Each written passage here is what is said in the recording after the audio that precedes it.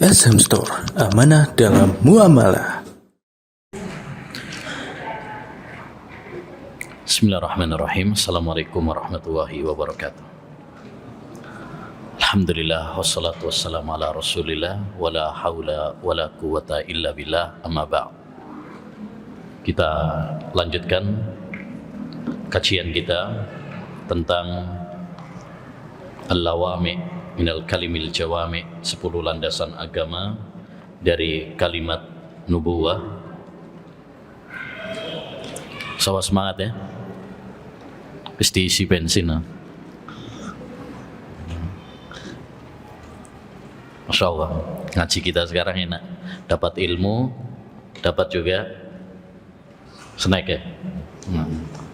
Iki jenenge lahir dan batin. Lahir dan batin. Baik, kita lanjutkan hadis yang ketiga.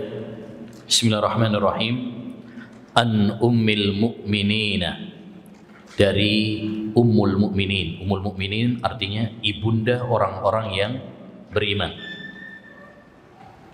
Karena Aisyah, istri Nabi SAW, adalah termasuk Ummahatul Mukminin, ibunda bagi orang-orang yang beriman. Sebagaimana dalam surat Al-Ahzab ayat 6, wa azwajuhu ummahatuhum. Istri-istri Nabi SAW itu adalah ibunda bagi orang-orang yang beriman. Kalau ada yang mengatakan Aisyah bukan ibuku, berarti dia bukan orang yang beriman. Kayak orang-orang Syiah nggak mengakui Aisyah itu sebagai ibunda mereka. Ya, makanya pernah ditanyakan kepada Aisyah, wahai Aisyah ibunda, ada orang-orang yang tidak mengakui Anda adalah ibundanya. Kata Aisyah, iya benar, saya bukan ibundanya, karena saya hanya ibunda bagi orang yang beriman. Kalau yang nggak beriman, saya bukan ibundanya. Ya, nah, Ummi Abdillah, Ummu Abdillah, ini namanya kunyah. Ini namanya kunyah, yaitu nama yang didahului dengan Abu kalau laki-laki, atau Ummu kalau perempuan. Dan sekali lagi, seperti tadi yang saya sampaikan, ini adalah sunnah Nabi SAW. Walaupun kita belum punya anak, atau udah nikah tapi belum dikaruniai anak, boleh juga. Aisyah selama menikah dengan Rasulullah belum punya anak. Ada riwayat yang mengatakan beliau pernah keguguran, riwayatnya tidak sahih. Ya, tapi Rasulullah SAW yang menyuruh dia berkunyah. Aisyah pernah mengatakan, wahai Rasulullah, semua istrimu memiliki kunyah kecuali aku. Maka Nabi mengatakan, iktani bi ummi Abdillah, berkunyahlah dengan Ummu Abdillah. Jadi yang nyuruh kunyah adalah siapa? Rasulullah Sallallahu Alaihi Wasallam. Ummu Abdillah. Walaupun Aisyah belum pernah punya anak namanya Abdullah, tidak mengapa. Ya, karena itu adalah salah satu bentuk optimisme, tafaul. Ya, yang misalkan belum nikah, kemudian kok Abu Abdillah, itu berarti optimis, umurnya akan panjang, dia nanti akan nikah, akan punya anak. Karena Rasulullah itu mencintai optimis, tidak mencintai pesimis. Apalagi tatoyur, merasa sial, baik merasa sial dengan angka 13 biasanya, atau merasa sial dengan bulan Muharram, Syura, bulan Angker katanya, ya, dan sebagainya. Aisyah binti Abi Bakrin Al-Qurasyiyah radhiyallahu anha. Aisyah putri Abu Bakar As-Siddiq radhiyallahu an, Al-Qurasyiyah dari Quraisy. Quraisy adalah salah satu kabilah di bangsa Arab, kabilah yang sangat ternama, tersohor. Ya, Nabi Muhammad juga Quraisy, karena ini kabilah yang sangat terhormat. Jadi Ummu Abdillah, Ummul Mukminin Aisyah, istri Nabi, bahkan orang yang paling dicintai oleh Nabi dari kalangan wanita. Rasulullah pernah ditanya, wahai Rasulullah, siapa orang yang paling kamu cintai? Aisyah. Itu kan perempuan, wahai Nabi. Kalau laki-laki siapa? abuha, ayahnya, yaitu Abu Bakar As-Siddiq. Makanya kalau ada orang yang membenci Aisyah, berarti dia membenci orang yang paling dicintai oleh Nabi. Kalau ada orang yang membenci, memusuhi, melaknat, mengkafirkan Abu Bakar As-Siddiq, berarti dia mengkafirkan orang yang sangat dicintai oleh Nabi SAW. Dia akan perang berhadapan dengan Nabi SAW. Imam Asy-Syafi'i pernah mengatakan, la tukhasim ahadan min ashabin nabi fa inna khasmakan nabiyyu huda. Jangan kamu memusuhi seorang pun dari sahabat Nabi, karena kamu akan berhadapan dengan Nabi. Bagaimana kamu memusuhi orang yang dicintai oleh Nabi? Ya, makanya ini dengan seperti ini ya, kita semakin cinta kepada istri-istri Nabi, semakin cinta kepada sahabat-sahabat Nabi SAW, karena merekalah yang membawa agama Islam ini kepada kita. Al-Quran sampai kepada kita lewat jalur sahabat. Hadis-hadis Nabi sampai kepada kita lewat jalur para sahabat. Andaikan bukan karena para sahabat, kita nggak akan mengenal Islam. Ya, nah, makanya siapapun yang mencela seorang dari sahabat, pada hakikatnya dia adalah orang-orang zindiq, orang-orang munafik yang ingin menghancurkan Islam. Maka waspadalah. Radhiyallahu anha, semoga Allah meridhoinya. Semoga Allah meridhoinya. Dan semoga Allah melaknat orang yang melaknatnya dari kalangan Syiah Rafidah qabbahahumullah. Dan inilah adab kita kepada para sahabat, yaitu apa?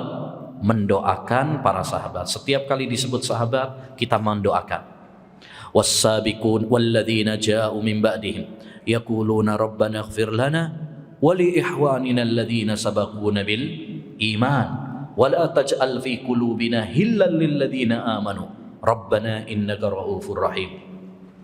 Dan orang-orang yang datang setelah mereka, orang-orang yang datang setelah mereka, yaitu setelah siapa? Muhajirin dan Ansar. Mereka mengatakan, ya Allah, ampunilah dosa-dosa kami dan orang-orang yang mendahului kami dalam keimanan. Siapa yang mendahului kita dalam keimanan? Para sahabat. Dan jangan kamu jadikan kebencian di dalam hati kami. Jangan sampai kita ini benci kepada para sahabat. Ya, naudzubillah min dzalik. Baik. Qala Rasulullah sallallahu alaihi wasallam, Rasulullah sallallahu bersabda. Dan ini salah satu faedah kalau kita belajar hadis ya. Setiap kali disebut nama Nabi maka kita bersolawat. Makanya dalam sebuah hadis Rasulullah pernah mengatakan, inna min ahabbikum ilayya wa aqrabikum minni majlisan yaumal qiyamah aksarukum salatan alayya. Orang yang paling saya cintai di antara kalian dan paling dekat tempat duduknya dengan saya besok pada hari kiamat, bersanding dengan saya, bertetangga dengan saya, adalah orang yang paling banyak sholawat kepada saya. Kata para ulama, di antaranya Al-Khatibul Baghdadi dalam kitab Syarafu Ashabil Hadis, keutamaan orang-orang yang mempelajari hadis, beliau mengatakan hadis ini kabar gembira bagi orang-orang yang mempelajari hadis, karena merekalah orang yang paling banyak bersolawat. Setiap kali mereka membaca hadis, setiap kali mereka mendengarkan hadis, mereka bersolawat kepada Nabi. Makanya ikhwan, jangan pelit-pelit untuk bersolawat kepada Nabi.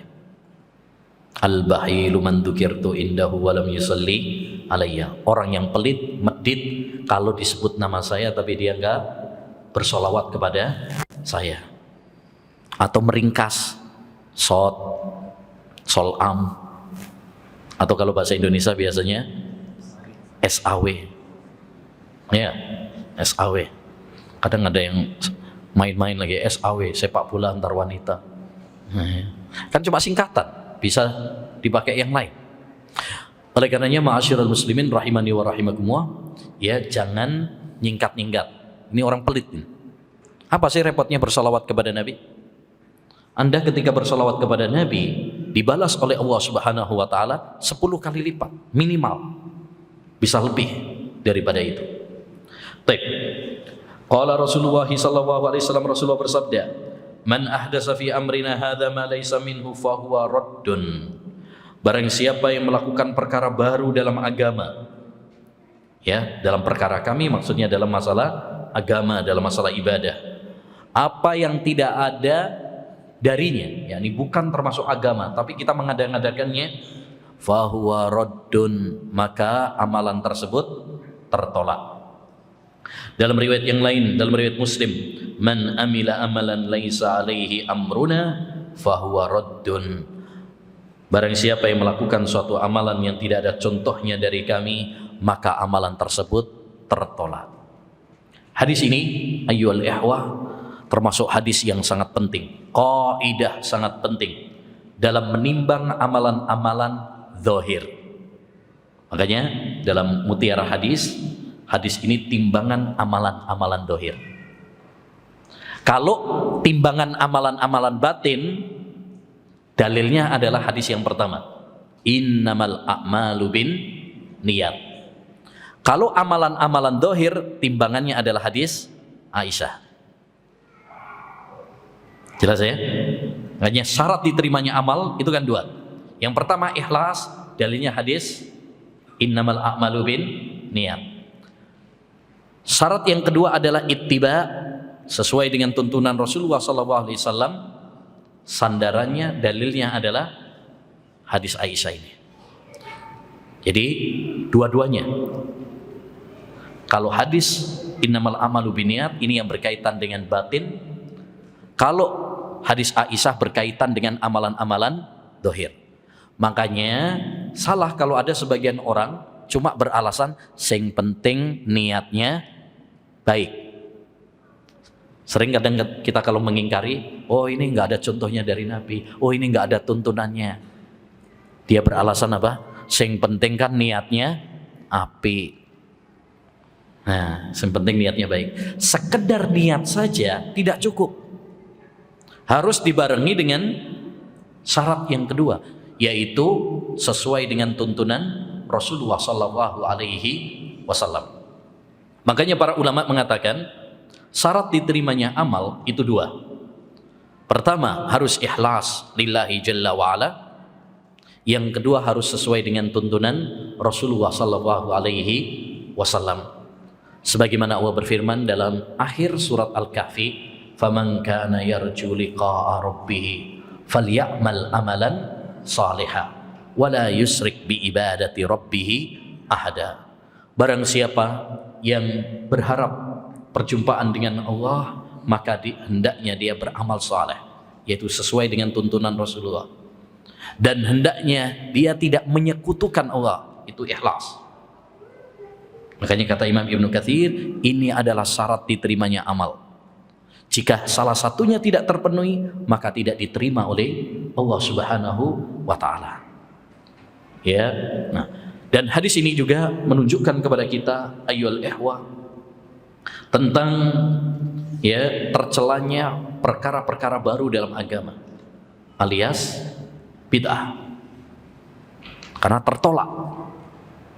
Ya, ditolak oleh Allah Subhanahu wa taala, tidak diterima oleh Allah Subhanahu wa taala. Bahkan begitu banyak ayat-ayat Al-Qur'an dan hadis-hadis Nabi sallallahu alaihi wasallam yang menjelaskan kepada kita tentang tercelanya perbuatan bid'ah. Bid'ah adalah perkara agama yang tidak ada tuntunannya dari Nabi sallallahu alaihi wasallam. Bahkan dalam sebuah hadis yang diulang-ulang oleh Nabi bersabda, "Wasyarrul umuri muhdatsatuha."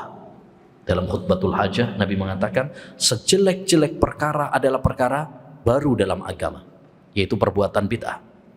Kenapa Nabi mengatakan perbuatan bid'ah itu sejelek-jelek perkara? Karena konsekuensi dari perbuatan bid'ah itu sangat berbahaya. Di antara konsekuensinya satu, ya, mendustakan kesempurnaan agama Islam. Kalau kita mengatakan ada perkara bid'ah, itu sama saja kita mengatakan Islam ini belum sempurna. Padahal Allah Subhanahu wa taala berfirman dalam surat Al-Maidah ayat 3, "Al-yauma akmaltu lakum dinakum, pada hari ini telah aku sempurnakan agama kalian. Yang kedua, orang yang melakukan kebid'ahan, ya, secara tidak langsung, mau atau tidak mau, pada hakikatnya dia menuduh Nabi Muhammad mengkhianati risalah. Ada risalah, ada wahyu, ada syariat yang belum disampaikan oleh Nabi, disembunyikan oleh Nabi. Dan ini adalah tuduhan yang sangat berat kepada Nabi. Karena Nabi itu sudah menyampaikan kepada kita semua masalah agama. Bahkan masalah buang hajat saja dibahas oleh Nabi.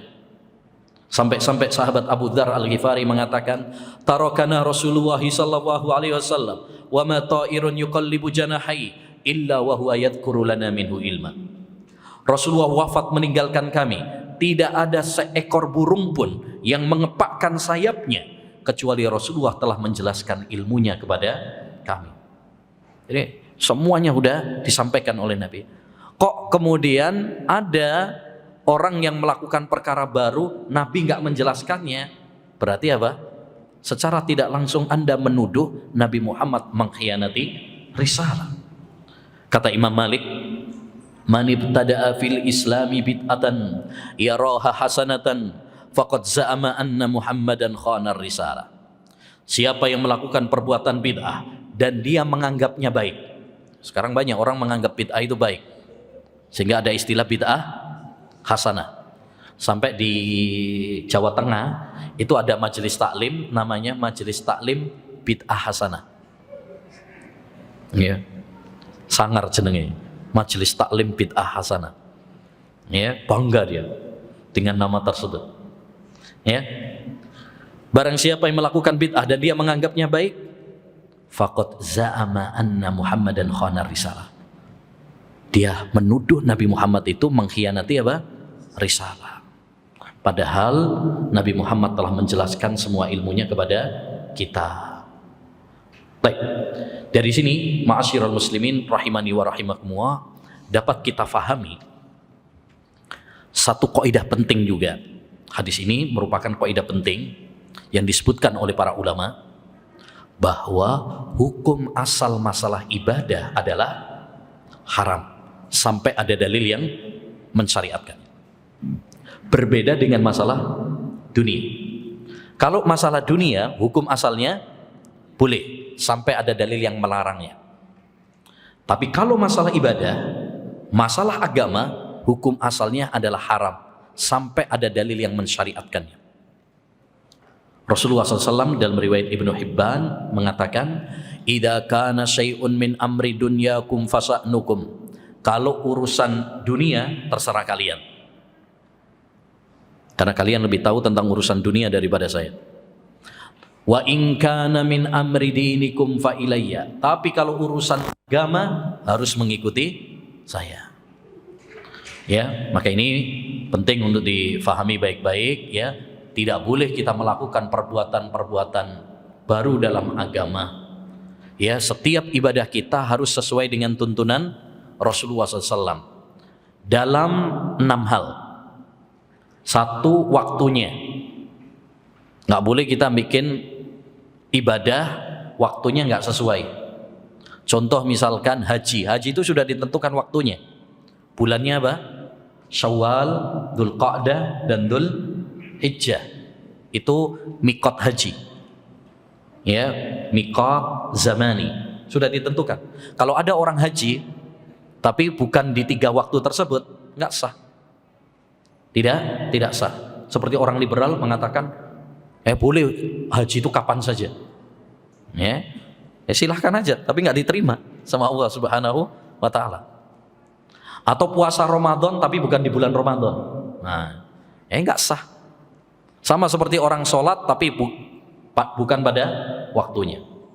Yang kedua, tempatnya harus sesuai dengan sunnah Nabi juga, aturan Nabi. Itikaf misalkan, tempatnya di mana itikaf itu? Masjid.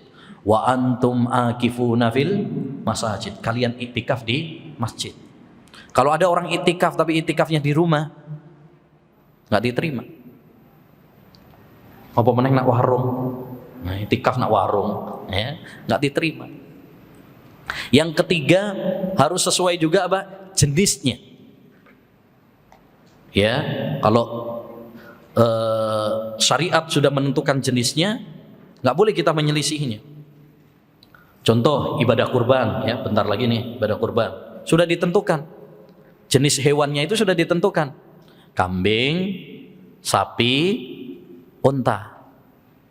Kalau ada orang kurban, tapi korbannya ayam misalkan atau bebek, fattaqullaha mastata'tum. Nah, alasannya, bertakwalah kepada Allah semampu kalian. Aku nggak mampu kambing, wis bebek aja. Diterima apa tidak? Nggak diterima. Itu diterima sebagai ayam goreng toh, tapi tidak sebagai ibadah kurban. Opo meneng korban perasaan, ya, tambah nggak diterima, ya. Nah, yang keempat, bilangannya, ya, bilangannya. Contoh misalkan maghrib 3 rakaat, ya nggak boleh diselisihi. Anda menyengaja, ada orang menyengaja misalkan sholat maghrib biar lebih mantap 5 rakaat, ya, tambah nggak diterima sama Allah SWT. Subuh, wah subuh ya seger, mosok cuma 2 rakaat kurang, ya, akhirnya dia 10 rakaat, tambah nggak diterima. Ingat, segala sesuatu kalau melampaui batasnya itu malah terbalik, nggak bagus. Kata Al-Ghazali, kullu syai'in tajawaza an haddihi inqalaba ila diddih. Segala sesuatu kalau melampaui dari batasannya, maka dia akan terbalik menjadi kebalikannya. Ya, sampean misalkan bikin kopi. Kopi itu biasanya kalau pecinta kopi ono takerane. Ya, Pak ya. Nah, misalkan 1 gelas misalkan berapa biasanya? Di sini pecinta kopi. Ya. Misalkan 3 sendok misalkan atau 1 sendok. Tapi kalau misalkan ada orang biar mantep kopi ini dikai 10 sendok, bukan tambah bagus, tambah pahit. Ya. Nah, ada ibu-ibu misalkan masak, ya, nah ini ukuran pasnya 1 sendok kecil, dikai 10 sendok, tambah kasinan. Begitu juga dalam beragama, ya, kalau melebihi batasnya malah nggak bagus. Ya, orang sekarang senang modifikasi. Ya, baru-baru ini Ramadan kemarin ada taraweh dikasih Indonesia Raya dulu. Nah, itu bukan malah bagus, tambah apa? Menodai Islam, merusak ibadah. Ya, nah, kemudian juga harus sesuai tata caranya, harus sesuai dengan tata caranya. Sholat misalkan sudah sesuai tata caranya, dimulai dengan takbiratul ihram, diakhiri dengan salam, lafaz-lafaznya juga sudah dituntunkan oleh Nabi.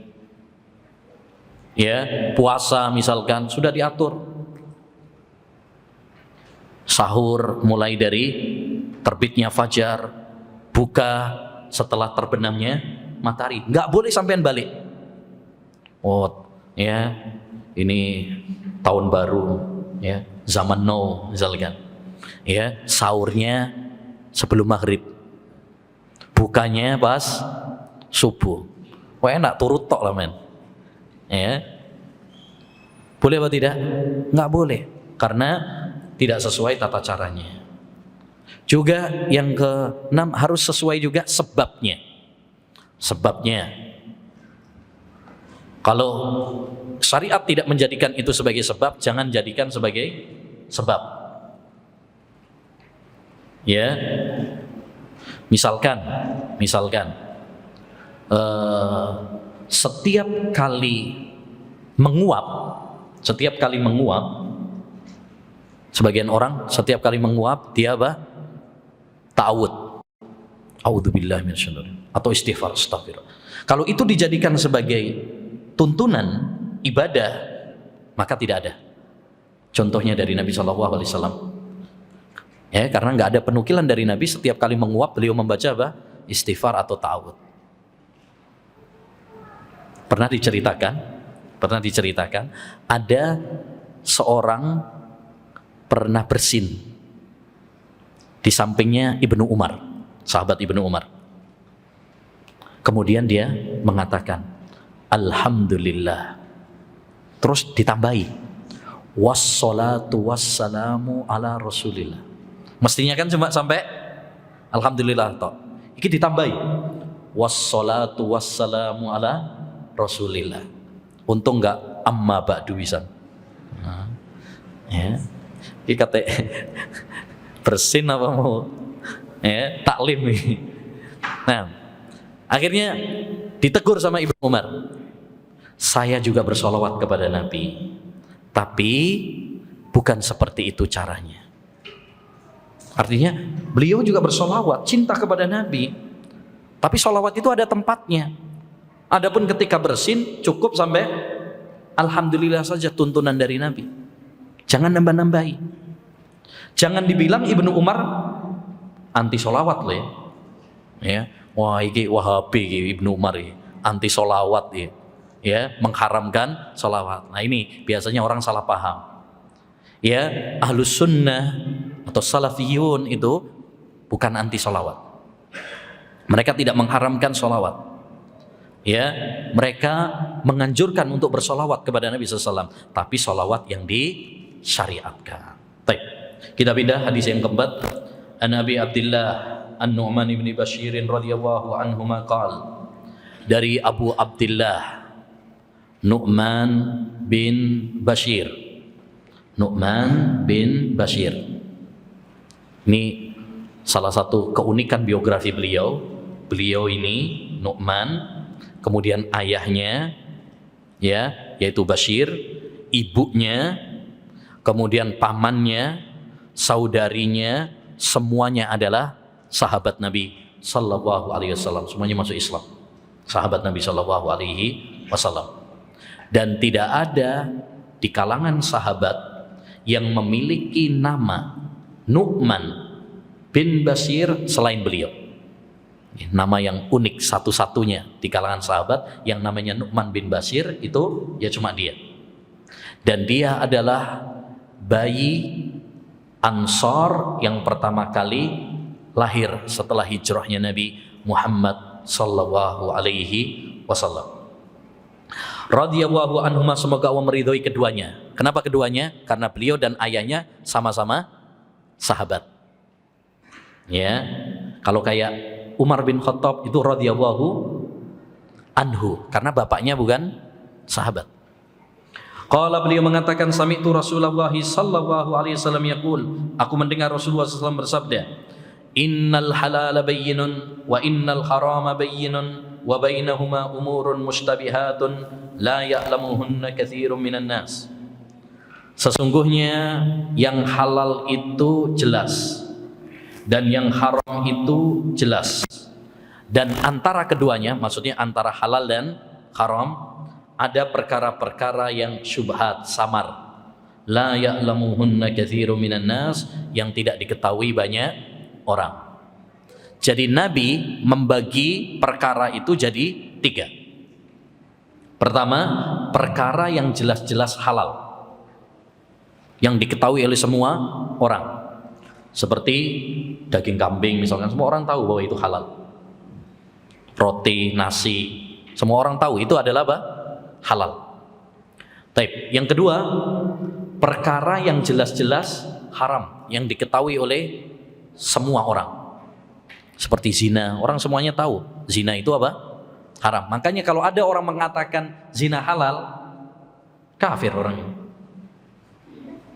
Seperti beberapa waktu yang lalu ya, di Indonesia ada dokter ya, dokter yang kayaknya Rufi Al-Qalam itu ya, diangkat pena darinya, gila, yang mengatakan bahwa zina itu apa?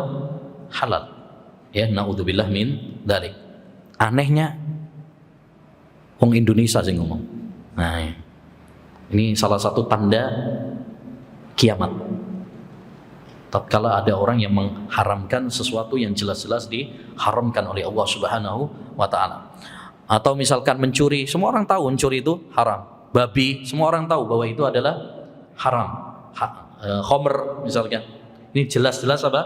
Haram.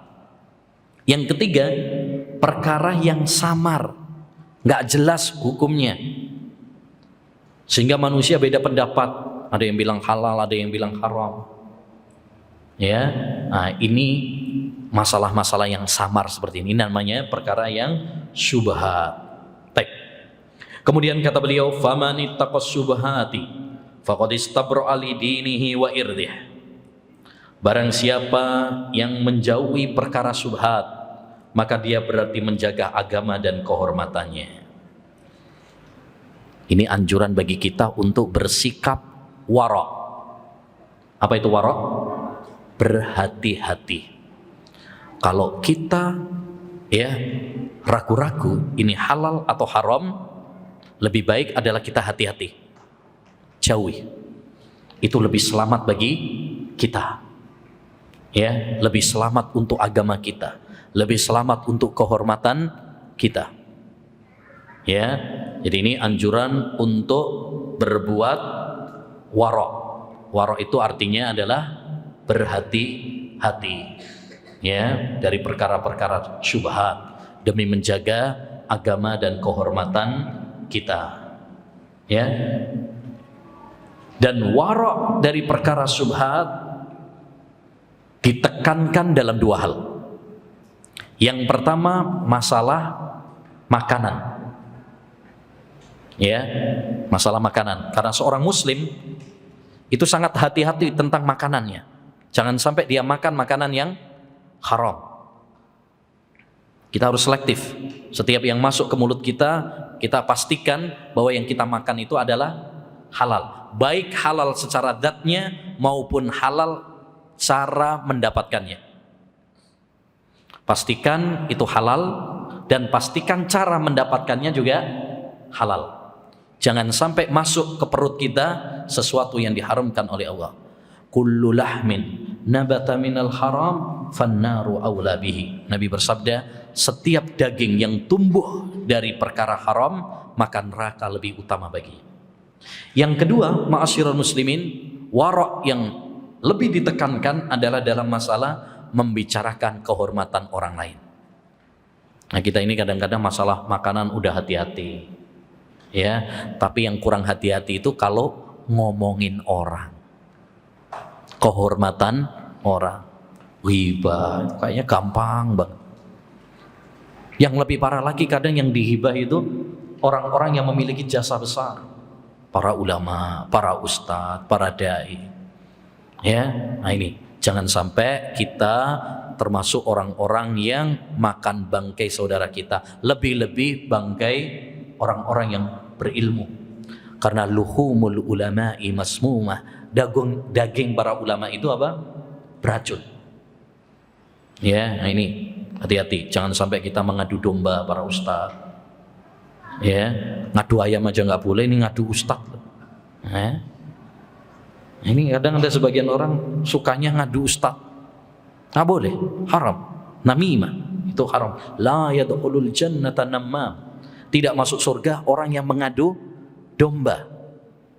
Ya, nah, ngadu ayam itu nggak boleh. Dan itu perilaku salah satu perilaku kaum Nabi Lut. Nah, uniknya dalam buku Al-Muru'ah karya Syekh Masyhur Hasan Ali Salman disebutkan adu ayam hukumnya haram. Ya, kemudian dia mengatakan wa hadza muntasirun fi Indonesia. Ini banyak terjadi di Indonesia. Lumayan masuk kitab. Ya, masuk kitab Indonesia. Masuk kitab suka adu ayam. Baik. Kemudian kata beliau, wa man waqa'a fi syubhati waqa'a fil haram. Barang siapa yang mendekati perkara syubhat, lambat laun dia akan terjerumus di dalam perkara yang haram.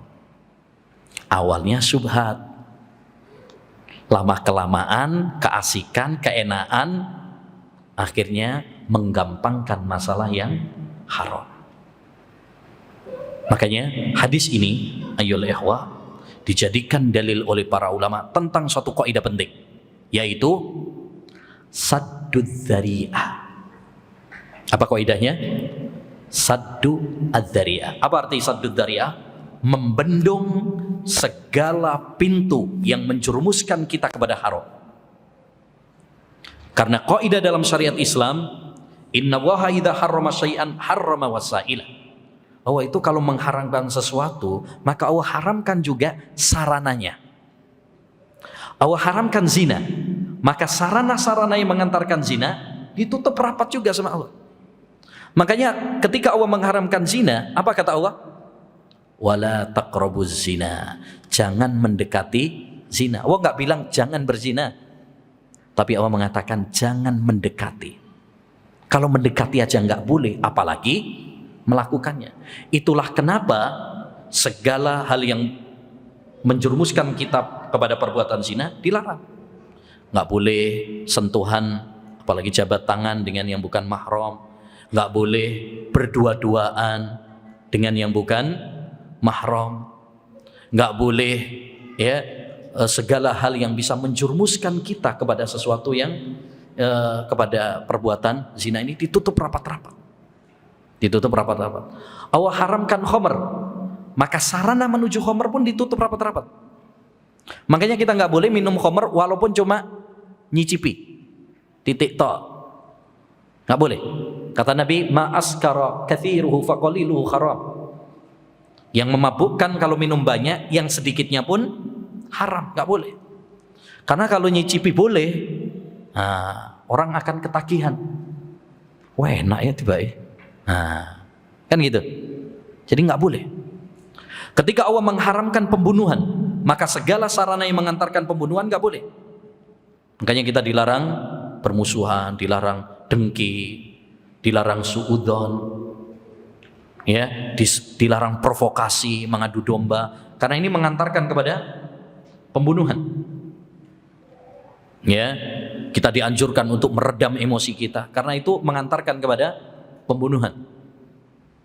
Ya, mengantarkan pembunuhan. Kita nggak boleh menodongkan senjata kepada saudara kita, walaupun cuma mainan. Man asyara ila akhihi bihadidatin la'anat al malaika. Siapa yang menodongkan senjata kepada saudaranya, malaikat akan melaknatnya. Walaupun mainan, guyonan, itu nggak boleh. Atau istilah orang sekarang apa? Ngeprank. Ya, ngeprank nggak boleh. Ya. Karena awalnya ngeprank tiba-tiba temenan, repot. Ya. Jadi setan menggelincirkan hamba. Termasuk ketika Allah mengharamkan syirik, maka segala yang mengantarkan kepada perbuatan syirik ditutup rapat-rapat oleh Allah SWT. Makanya kita dilarang untuk berlebih-lebihan kepada kuburan, ya kan? Karena itu bisa mengantarkan kepada perbuatan syirik, sarana. Baik, selanjutnya. Karra'iyar ahaulal hima yushiku ayyar ta'afi. Seperti pengembala yang mengembala di area terlarang, hampir-hampir dia akan menerjangnya. Kalau ada orang ngembala kambing, kemudian di sampingnya itu ada wilayah orang lain, wilayah orang lain yang namanya kambing, ya. Kalau misalkan ada rumput hijau, ya, tergoda, orang aja tergoda, rumput tetangga lebih hijau, ya. Apalagi kambing gitu kan, apalagi kambing. Ala wa inna himawahi maharimuh. Ketahuilah bahwa batasan-batasan Allah SWT itu adalah keharaman-keharamannya. Maka jangan mendekati hal-hal yang diharamkan oleh Allah. Kalau kita mendekati hal-hal yang diharamkan oleh Allah, lambat laun kita akan apa? Terjerumus di dalamnya. Maka jauhi perbuatan haram, perbuatan dosa. Sebagaimana Allah menjauhkan antara barat dan timur, sebagaimana Allah menjauhkan antara langit dan bumi. Ya, ini penting ayyuhal ikhwah, karena kita sekarang hidup di satu zaman di mana godaan-godaan, ya, perbuatan haram begitu terbuka lebar. Terbuka lebar. Zaman sekarang apa sih yang nggak ada di HP? Orang kalau mau melakukan perbuatan yang haram, melihat sesuatu yang haram, mendengarkan sesuatu haram, mudah sekali. Ya, mudah sekali. Kalau kita tidak membentengi diri kita dengan keimanan, kalau kita tidak membentengi diri kita dengan khasyatullah, rasa takut kepada Allah, merasa diawasi sama Allah SWT, ya, hancur iman kita pada zaman kita sekarang ini. Ya. Taib, ala wa inna fil jasadi mudghatan, ketahuilah bahwasanya di dalam jasad manusia ada sekerat daging. Idza saluhat saluhal jasadu kulluh. Kalau dia baik, semuanya akan baik. Wa idza fasadat fasadal jasadu kulluh. Kalau rusak, yang lainnya pun rusak. Ala wahyal qalbu, yaitu hati. Ini menunjukkan kepada kita tentang apa? Pentingnya kita memperhatikan hati. Banyak orang sekarang itu lebih mementingkan, memperdulikan apa? Penampilan luar. Bajunya, rambutnya, mobilnya, HP-nya, rumahnya. Wah. Ya, bajunya lecet dikit, wah langsung setrika. Ya, mobilnya lecet dikit langsung dibengkelin. Ya, rumahnya bocor langsung panggil perbaiki tukang. Tapi jarang di antara kita, ketika hati kita sakit, kemudian apa? Kita segera mengobatinya, memperbaikinya. Padahal hati itu penentu. Kalau hati ini baik, dia akan memerintahkan seluruh anggota tubuh melakukan yang baik. Dia akan memerintahkan mata melihat yang baik. Dia akan memerintahkan telinga mendengar yang baik. Dia akan memerintahkan lisan bicara yang baik. Sebaliknya kalau hatinya rusak, dia akan menyuruh lisan bicara yang kotor. Dia akan menyuruh kaki melangkah tempat-tempat maksiat. Dia akan memerintahkan mata memandang yang haram. Dia akan memerintahkan telinga mendengar yang haram. Makanya kata sahabat Abu Hurairah radhiyallahu anhu, hati itu ibarat raja dan anggota tubuh yang lainnya ibaratkan prajuritnya. Prajurit tergantung sama raja, ya, nurut, manut. Makanya tentara-tentara itu sama atasannya apa? Siap, gitu kan? Siap salah pak, kadang itu malah salah siap, ya. Sami'na wa ata'nanya kuat sekali mereka. Maka demikian juga hendaknya bagi kita memperbaiki hati. Kalau hati ini baik, anggota tubuh yang lainnya pun akan baik.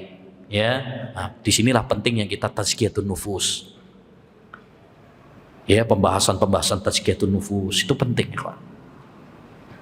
Jangan sampai hanya pembahasan akidah, pembahasan fikih, tapi kita lupa dengan pembahasan tazkiyatun nufus yang melembutkan hati kita. Penting, ya, penting. Makanya para ulama mengatakan 3 materi yang sangat penting dalam ilmu agama itu 3. 1, akidah, tauhid. 2, fikih, agar kita beribadah kepada Allah dengan benar. Yang ketiga adalah tazkiyatun nufus, akhlak, adab. Ya, ini penting sekali. Baik. Selanjutnya hadis yang kelima, an Abi Ruqayyah Tamim bin Ausin Ad-Dari radhiyallahu an, dari Abu Ruqayyah Tamim ibni Aus Ad-Dari radhiyallahu anhu. Ini sahabat yang mulia dari Palestina, ya. Dari Palestina. Dulunya dia Nasrani dan seorang rahib ahli ibadah, kemudian pindah ke Madinah, masuk Islam, ya, dan menetap di Madinah, kemudian pindah lagi ke Syam dan meninggal di sana. Meninggal di sana pada masa pemerintahan Khalifah Utsman bin Affan. An Rasulillah sallallahu alaihi wasallam, dari Rasulullah sallallahu alaihi wasallam, annahu qala, bahwasanya Nabi sallallahu alaihi wasallam bersabda, ad-dinu an-nasihah, agama itu adalah nasihat. Ini menunjukkan betapa pentingnya nasihat. Karena Nabi mengatakan agama itu nasihat. Sama persis seperti Nabi mengatakan al-hajju arafah. Haji itu adalah arafah. Padahal haji itu bukan arafah saja. Ada tawaf, ada sa'i, ada melempar jamarat, gitu kan? Tapi kenapa Nabi mengatakan al-hajju arafah? karena itu yang paling penting dalam haji, yaitu wukuf di Arafah. Makanya para ulama mengatakan rukun haji yang paling penting adalah wukuf di Arafah. Karena Nabi mengatakan al-hajju Arafah, inti dari haji itu Arafah. Begitu juga Nabi mengatakan ad-dinu an-nasiha, inti dari agama ini adalah nasihat. Inti dari agama ini adalah nasihat. Setelah Nabi menyampaikan ad-dinu an-nasiha, bahkan 3 kali, saking pentingnya nasihat ya, Nabi mengulangnya 3 kali. Ad-dinu an-nasiha, ad-dinu an-nasiha, diulang sampai 3 kali. Dan kalau Nabi mengulang itu menunjukkan apa? Penting. Ini yang disebut kalau dalam bahasa Arab taukid, taukidul lafzi, ya, penguatan secara lafaz karena diulang. Ya, dan Nabi sering ya mengulang-ulang untuk sebagai penguatan, ya, taukid. Kemudian setelah Nabi menyampaikan agama itu nasihat, agama itu adalah nasihat, agama itu adalah nasihat, dan Nabi menyampaikan secara global, para sahabat, orang-orang yang semangat menimba ilmu, penasaran karena Nabi cuma menyampaikan secara global. Mereka bertanya, qalu liman ya Rasulullah, untuk siapa wahai Rasulullah? Nasihat ini untuk siapa wahai Rasul sallallahu alaihi wasallam? Nah, ini pinternya Nabi ya. Nabi itu salah satu sistem pendidikannya luar biasa. Disampaikan secara global dulu. Untuk apa? Memancing semangat para sahabat. Itu sering gitu ya.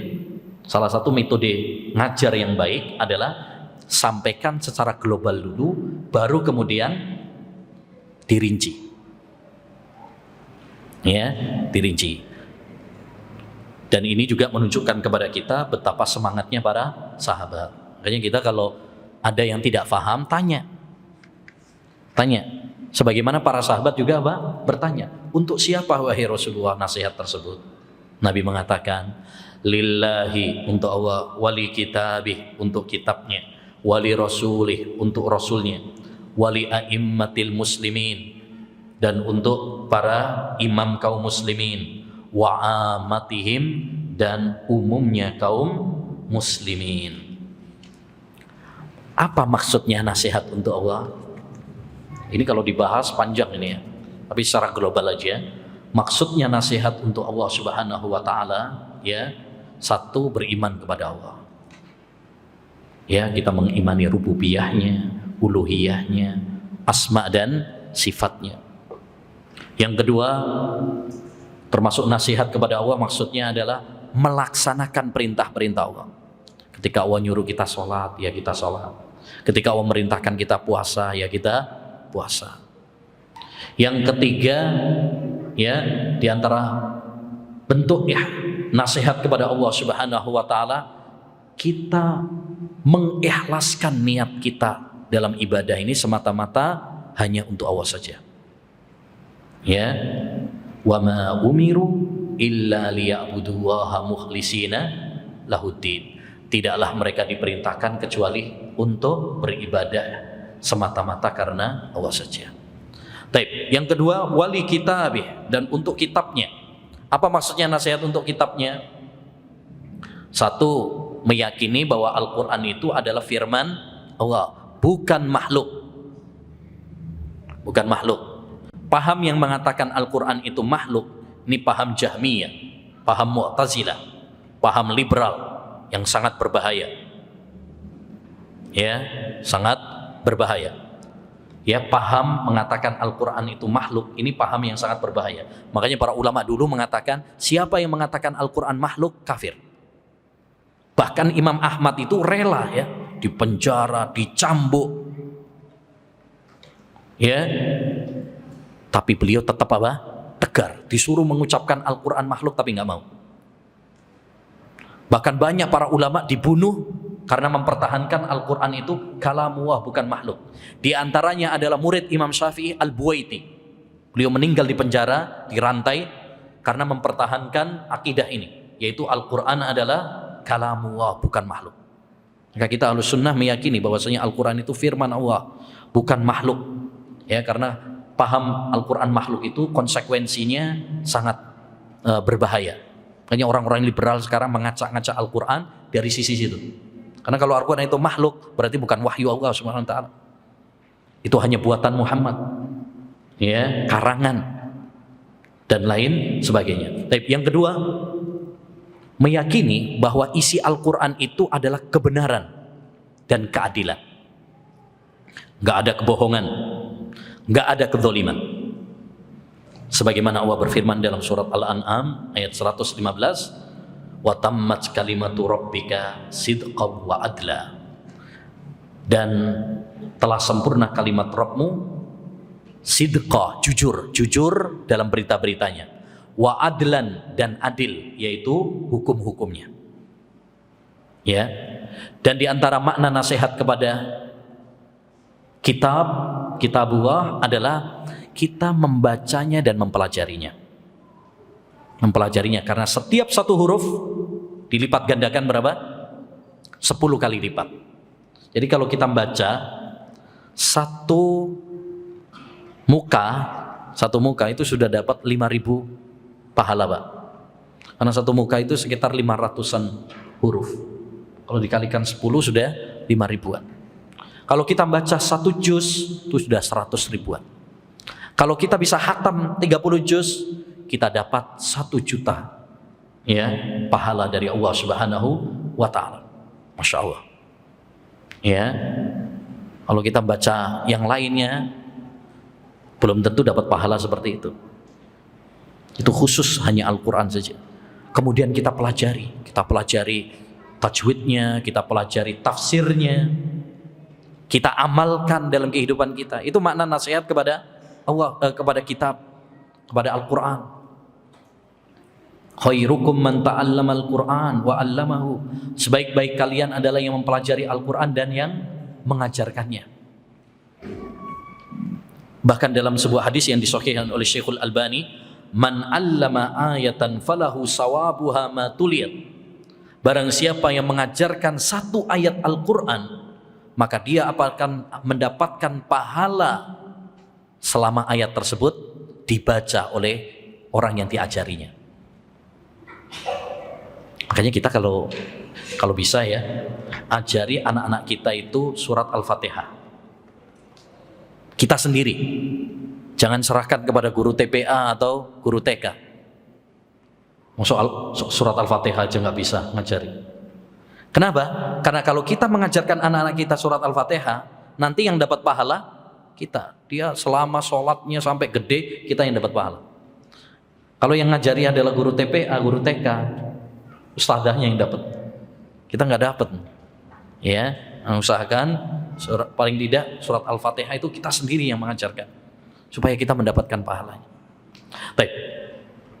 Kemudian nasihat kepada Rasulullah Sallallahu Alaihi Wasallam. Ya, nasihat kepada Rasulullah Sallallahu Alaihi Wasallam. Apa maksudnya nasihat kepada Rasulullah? Satu, kita mengimani Nabi Muhammad. Siapa yang tidak beriman kepada Nabi Muhammad, maka dia kafir. Walaupun dia beriman kepada Musa, walaupun dia beriman kepada Nabi Isa, kalau nggak beriman kepada Nabi Muhammad, kafir. Ya, Nabi bersabda, la yasma'u bi ahadun min hadhil ummah yahudiyyun aw nasrani summa la yu'minu bima ji'tu bihi illa kana min ashabin nar. Tidak ada seorang pun yang mendengar tentang agama ini, yaitu agama Islam yang saya bawa, baik dia Yahudi ataupun Nasrani, kemudian dia tidak beriman, kecuali dia termasuk penduduk neraka. Nabi yang bilang nih, Nabi yang bilang masuk neraka, yang bilang kafir, Nabi Shallallahu Alaihi Wasallam. Ya, sekarang banyak orang memudarkan masalah, membela orang-orang kafir Yahudi Nasrani. Jangan bilang Yahudi Nasrani itu kafir, bilang aja non Muslim, bilang aja ya WNI warga negara Indonesia. Ya, nggak usah bilang apa kafir. Lucu, pernah ada orang mengatakan kepada seorang syekh, ya syekh, jangan bilang Yahudi Nasrani itu kafir. Ya, karena Allah berfirman lakum dinukum waliyadin. Bagi kalian agama kalian, bagi kami agama kami. Saya jawab, itu di surat apa ya? Surat Al-Kafirun. Wah, surat Al-Kafirun. Ya. Surat non-muslim. Ya. Sampai mau ganti kuliah ayyuha non-muslim. Ya. Nah. Yang kedua adalah membenarkan berita-berita dari Nabi SAW. Apapun yang diberitakan oleh Nabi, kita imani. Karena semua yang diajarkan oleh Nabi, semua yang disampaikan oleh Nabi pasti benar. Apa kata Allah Subhanahu wa taala? Wa ma yantiqu anil hawa in huwa illa wahyu yuha. Tidaklah Rasulullah berbicara berdasarkan hawa nafsunya. Semua yang beliau sampaikan adalah benar. Makanya kalau kita baca hadisnya sahih, benarkan. Walaupun akal kita belum nyambung, belum nyampe. Contoh misalkan Nabi mengabarkan apabila lalat minum atau masuk di minuman salah seorang di antara kalian, teh atau kopi gitu ya, celupkan sekalian. Karena satu sayapnya mengandung penyakit, satu sayap yang lainnya mengandung obat penawarnya. Kita harus percaya. Jangan mengatakan, mosok lalat biasa nih nak sampah kok.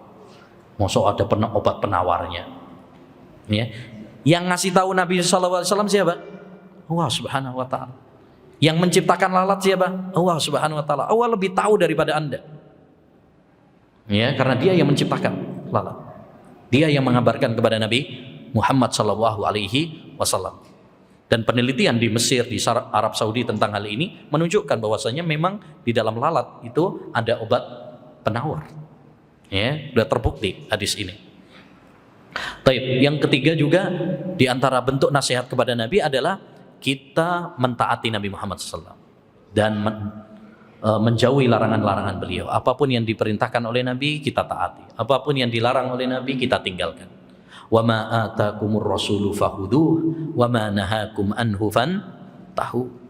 Apa yang diperintahkan oleh Rasulullah SAW maka lakukan. Apa yang dilarang oleh Rasulullah tinggalkan. Di antara nasihat kepada Rasulullah juga tidak beribadah kecuali dengan tuntunannya. Ya, dan tadi sudah kita bahas. Jangan malah melakukan bikin tata cara sendiri. Baik. Wali a'immatil muslimin, nasihat untuk para imam, pemimpin kaum muslimin. Apa maksudnya nasihat kepada pemimpin kaum muslimin? Ya kita nasihati mereka. Ya, menerangkan kebenaran kepada mereka tentunya dengan cara yang baik. Disampaikan secara rahasia, empat mata atau secara tertulis, bukan di mimbar bebas, bukan di media massa. Sampaikan mengkritik pemerintah tapi di mimbar. Sing ngeringekno sapa? Ya, pemerintahnya enggak ada. Itu bukan nasihat. Itu namanya provokasi. Karena yang dinasihati enggak ada. Ya, yang dinasihati enggak ada. Jadi kalau kita mau menasihati pemimpin, caranya yang baik. Ya, baik lewat orang-orang yang terdekat disampaikan atau lewat tulisan. Atau kalau enggak bisa, maka ya dengan doa kepada Allah Subhanahu wa taala. Doakan. Makanya para ulama dulu menyarankan kita untuk banyak mendoakan para pemimpin. Bahkan kata Imam Ahmad, "Lau kanat li da'watun mustajabah la ja'altuha lis-sultan." Andaikan aku memiliki doa yang mustajab, saya akan peruntukkan untuk para pemimpin. Ya. Di antara nasihat kepada para pemimpin juga sabar terhadap kedoliman-kedoliman mereka. Enggak memberontak, enggak demo, enggak kudeta. Karena demo kudeta ya madorotnya lebih besar daripada manfaatnya. Bahkan kata Syekhul Islam, sejarah membuktikan tidak ada pemberontakan kecuali kerusakannya lebih besar daripada manfaatnya. Kemudian wa'amatihim, nasihat untuk seluruh kaum muslimin. Seluruh kaum muslimin. Maksudnya bagaimana? Ya kita menunaikan hak-hak sesama muslim. Kalau ketemu salam, kalau sakit dijenguk, ya. Kalau meninggal dunia ya di antar jenazahnya, ya. Kalau dia minta nasihat ya dinasihati. Di antara bentuk nasihat kepada kaum muslimin, kita mencintainya sebagaimana kita mencintai diri kita sendiri. Kita menolongnya kalau dia butuh bantuan, kita saling tolong menolong. Ini adalah nasihat kepada sesama muslim. Baik. Selanjutnya yang keenam, an Abi Muhammad Al-Hasan bin Ali bin Abi Thalib, sibti Rasulillah sallallahu alaihi wasallam wa raihanatihi, dari Abu Muhammad. Ya, ini kunyahnya. Hasan bin Ali bin Abi Thalib, putranya Ali bin Abi Thalib ya, menantu Rasulullah. Berarti ini Hasan ini adalah cucunya Rasulullah. Ya, dari pernikahan Ali bin Abi Thalib dengan putri Nabi Fatimah. Ya, lahirlah Hasan, lahirlah Husain. Ini cucu Nabi, kesayangan Nabi sallallahu alaihi wasallam. Qala hafidtu min Rasulillah sallallahu alaihi wasallam. Aku pernah mendengar. Ini cucu Nabi, masih kecil ya. Sudah mendengar dari kakeknya. Ya, nah, makanya riwayat dari anak kecil itu ya diterima selama ketika dia menyampaikannya sudah balik. Ya, walaupun dia mendengarnya pas waktu itu masih kecil, tapi ketika menyampaikannya sudah dewasa, itu sudah diterima. Da' ma yaribuka atau yuribuka ila ma la yuribuk. Tinggalkan yang meragukanmu menuju yang tidak meragukanmu. Hadis ini kaidah penting ya, agar kita meninggalkan perkara-perkara yang ragu menuju sesuatu yang yakin. Makanya hadis ini, ma'asyiral muslimin, kaidah penting dalam masalah fikih. Bahkan ini termasuk 5 kaidah besar yang disebutkan oleh para ulama, yaitu al-yaqinu la yazulu bisyak. Sesuatu yang yakin tidak bisa dihilangkan dengan keraguan. Ya, sesuatu yang yakin tidak dihilangkan dengan keraguan. Ini kaidah penting, banyak praktek contohnya dalam masalah fikih. Contoh, misalkan kalau antum tadi sudah wudu untuk sholat asar, kemudian mau sholat maghrib, ragu-ragu, udah batal belum ya? Hukum asalnya apa? Batal apa tidak? Hukum asalnya batal apa enggak? Enggak batal. Sampai ada bukti bahwa antum betul-betul sudah batal. Mungkin ada yang dengar antum tadi ngentut misalkan, ya, atau ingat, oh ternyata tadi sudah batal. Kalau selama masih ragu-ragu, berarti hukum asalnya belum batal. Ini dalam masalah apa? Wudu misalkan. Masalah sholat, kadang-kadang kita juga ragu. Ya, kadang-kadang ragu, apalagi kalau pas sholat sendiri itu. Nah, sholat piro ya? Lali, sudah dapat 3 rakaat atau 4 rakaat. Nah, kalau kita dalam kondisi tersebut, berarti apa? Pilih yang yakin, yang mantap yang mana? 3 atau 4, berarti yang yakin yang mana? Kalau yang yakin 3, pilih 3. Kalau yang yakin 4, pilih yang 4. Kalau nggak ada yang yakin, pilih yang paling kecil bilangannya. 3 atau 4 berarti 3 yang paling. Itu kalau nggak ada yang yakin. Kalau ada yang yakin, pilih yang yakin. Ya, dalam pernikahan juga demikian. Ada jomblo ragu-ragu. Aku wis rabi gurung ya. Ya, misalkan ya. Berarti hukum asalnya belum. Cok ngaku-ngaku. Ya, ya, ngaku. Sebaliknya, ada orang sudah nikah, terus ragu-ragu, saya sudah menceraikan istri saya apa belum? Kadang ada orang kena was-was seperti itu ya, saya sudah menceraikan istri saya apa belum ya? Ragu-ragu, sudah jatuh cerai apa belum ya? Berarti hukum asalnya belum. Makanya pernah ada orang datang kepada Syekh bin Bas, diceritakan ada orang datang kepada Syekh bin Bas, wahai Syekh, ya, saya ragu-ragu apakah saya sudah menceraikan istri saya apa belum? Kata Syekh bin Bas, belum. Besok datang lagi, ya Syekh, saya ragu-ragu, saya sudah menceraikan istri saya apa belum? Belum. Ya, besok kalau tanya lagi tak pentung kamu. Ya, hukum asalnya apa? Belum. Sampai betul-betul kita punya bukti yang meyakinkan. Baik, hadis yang ketujuh, An Abi Abdurrahman Abdullah bin Mas'ud Al-Hudhali, dari sahabat Abu Abdurrahman Abdullah bin Mas'ud, semoga Allah Subhanahu wa taala meridhoinya. Qala Rasulullah sallallahu alaihi wasallam, Rasulullah sallallahu alaihi wasallam bersabda, la yahillu damu mri'in muslimin yashhadu an la ilaha illallah wa anni rasulullah illa bi ihda salas. Tidak halal darah seorang muslim, ya, yang bersaksi bahwasanya tidak ada sesembahan yang berhak diibadahi kecuali Allah, dan bahwasanya saya adalah utusan Allah, kecuali dengan salah satu dari tiga. As-sayyibuz zani, orang yang sudah menikah tapi zina, maka halal darahnya. Karena orang yang sudah menikah kemudian dia berzina, dalam agama Islam itu diapain? Dirajam. Dan itu hukuman dalam Islam, jadi halal darahnya. Dirajam itu dilempar pakai batu sampai mati. Wan nafsu bin nafsi, nyawa dengan nyawa, maksudnya membunuh dengan sengaja. Hukuman dalam Islam, orang yang membunuh dengan sengaja dikisos, dibunuh juga sampai mati.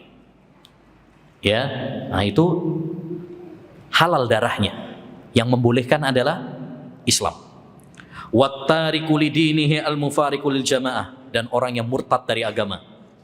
Baik. Jadi hadis ini, ma'asyiral muslimin, ini hadis yang sangat penting, menunjukkan kepada kita bahwa hukum asal masalah darah adalah haram. Darah seorang muslim, hukum asalnya adalah haram untuk ditumpahkan. Jangan kita membunuh, jangan kita menumpahkan darah seorang muslim kecuali dengan alasan yang diizinkan oleh Allah Subhanahu wa taala. Karena membunuh itu dosa besar. Bahkan kata Imam Ahmad bin Hanbal, tidak ada dosa yang lebih besar setelah syirik daripada pembunuhan. Jadi dosa paling besar setelah syirik adalah dosa membunuh. Dosa paling besar setelah syirik adalah dosa membunuh. Bahkan Nabi mengatakan, la zawalud dunya wa ma fiha ahwanu indallah min qatlil muslimi bi ghairi haq. Hancurnya dunia beserta isinya lebih ringan di sisi Allah daripada terbunuhnya seorang muslim tanpa alasan yang benar. Ya, kita harus hati-hati dalam masalah pembunuhan ini ya. Ini dosa besar. Disebutkan dalam hadis, nanti orang yang dibunuh itu, dia besok pada hari kiamat, tangan satunya membawa kepalanya, dan tangan satunya lagi membawa kepala pembunuhnya. Lalu dia mengadu kepada Allah Subhanahu wa taala, Rabbi sal hadza lima qatalani.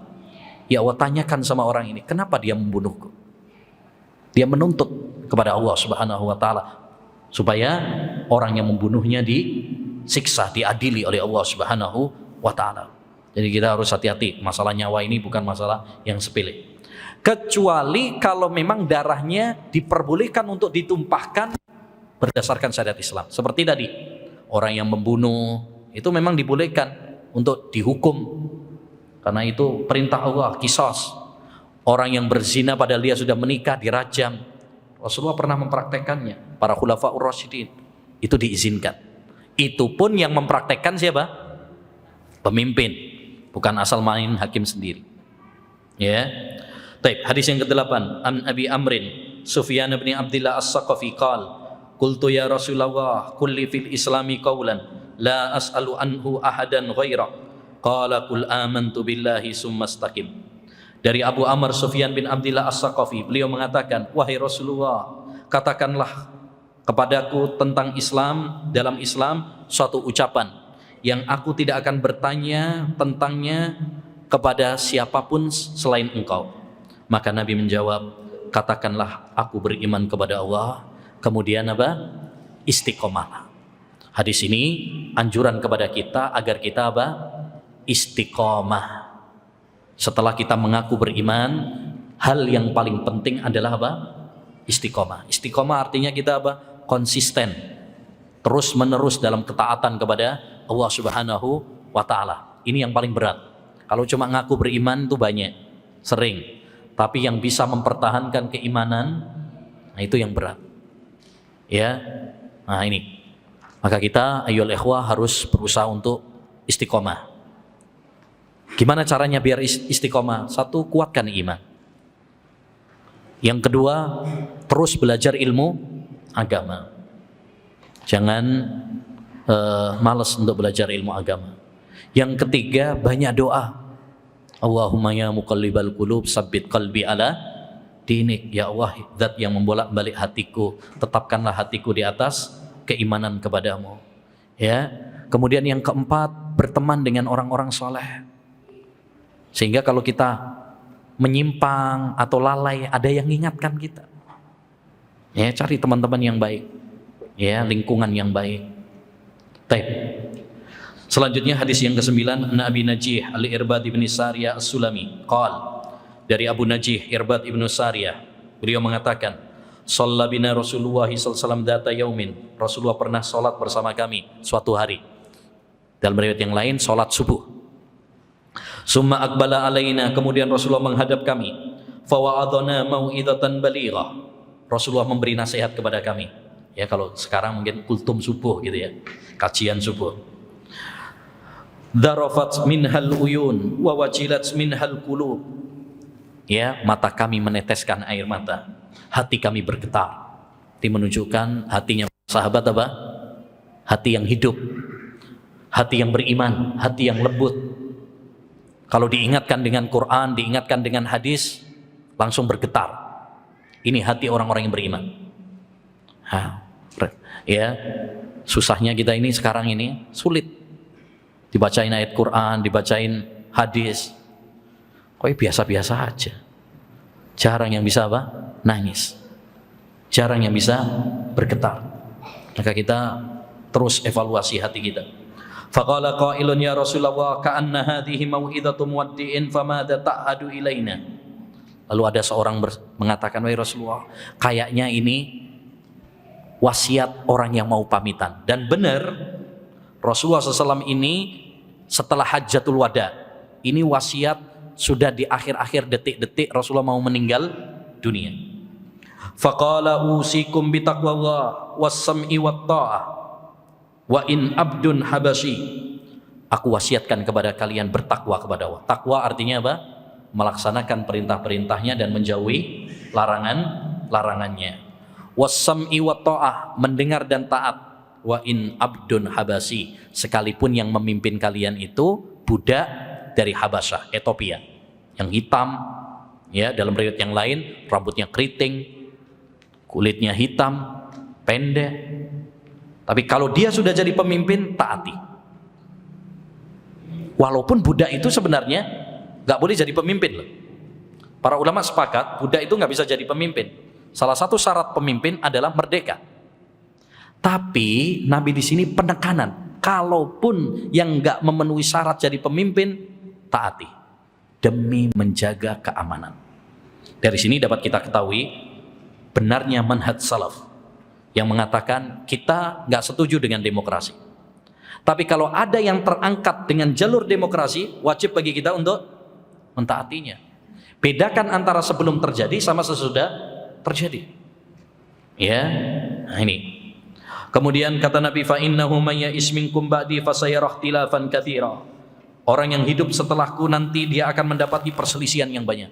Dan itu fakta pada zaman kita sekarang ya. Banyak perbedaan-perbedaan, perselisihan-perselisihan. Fa alaikum bisunnati wa sunnatil khulafa'il mahdiyyin ar-rasyidin. Nah ini pesannya Nabi kalau kita dapat perselisihan, perbedaan seperti sekarang ini. Kelompok-kelompok banyak, aliran-aliran banyak. Pemenang Indonesia mau cari aliran apa aja ada, gudangnya gini Indonesia. Mau cari aliran yang mengingkari sholat, gak sholat sama sekali ada, yang ngakui nabi palsu ada, ya pokoknya semuanya ada. Kemudian ya tamassaku biha wa'adzu, berpeganglah kepada sunnahku dan sunnah khulafaur rasyidin. Jadi kalau kita pengen selamat, dari perpecahan dan perselisihan, pegang erat-erat sunnah Nabi dan sunnah sahabatku. Tamassaku biha wa adzu 'alaiha bin nawajid. Pegang, gigit dengan gigi geraham. Gigi geraham itu gigi yang paling belakang. Maksudnya ini bukan berarti nanti Sahih Bukhari digigit gitu ya, atau Sahih Muslim digigit, bukan. Maksudnya kita harus berpegang teguh dengan sunnah itu dengan kuat. Kalau pakai gigi depan itu kan ditarik dikit, copot buku. Begitu juga kita, kalau kita berpegang teguh dengan sunnah Nabi, harus kuat. Jangan cuma dibilang, wah ini Wahabi, radikal, aliran keras. Akhirnya apa? Lah, kau usah repot-repot dadi wong biasa wae. Nah, iya kan? Jadi teroris dibilangin teroris, kebanjiran, ya, atau dibilangin apa? Ninja misalkan. Ya, kita harus kuat. Al-mutamassiku bisunnati yauma idzin kal qabidi 'alal jamar. Orang yang berpegang teguh dengan sunnahku di akhir zaman seperti memegang bara api. Ya. Kemudian kata Nabi, wa iyyakum muhdatsatil umur fa inna kulla muhdatsatin bid'ah wa kulla bid'atin dhalalah. Hati-hati kalian dari perkara baru dalam agama. Dan tadi sudah kita bahas ya. Nabi itu terus mengingatkan kepada kita dari perkara bid'ah. Makanya kalau ada yang mengingatkan kita dari bid'ah, hendaknya kita terima kasih. Sekarang enggak, kadang-kadang ada kalau yang mengingatkan bid'ah, dakwah keras gitu. Ekstrim, radikal, titik-titik bid'ah.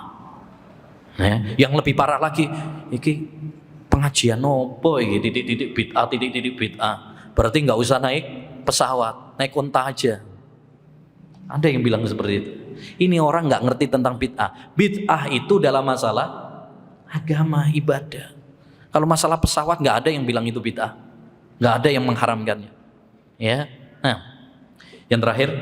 An Abi Sufyan Abdullah bin Busrin Al-Mazini anna rajulan qala, dari Abu Sufyan Abdullah bin Busr Al-Mazini anna rajulan qala, bahwasanya seorang laki-laki, ini namanya mubham. Mubham itu kalau ada seorang rawi yang tidak disebutkan namanya. Beliau mengatakan, ya Rasulullah, inna sarai al-islami qad kathurat alayya fa akhbirni bi syai'in atathabbathu bih. Wahai Rasulullah, syariat Islam itu banyak banget. Maksudnya pintu-pintu dalam Islam itu banyak banget. Ada sholat, ada puasa, ada zakat, berbakti pada orang tua, sedekah, baca Quran, banyak gitu. Fa'ahbirni bisyai'in atathabbathu bih.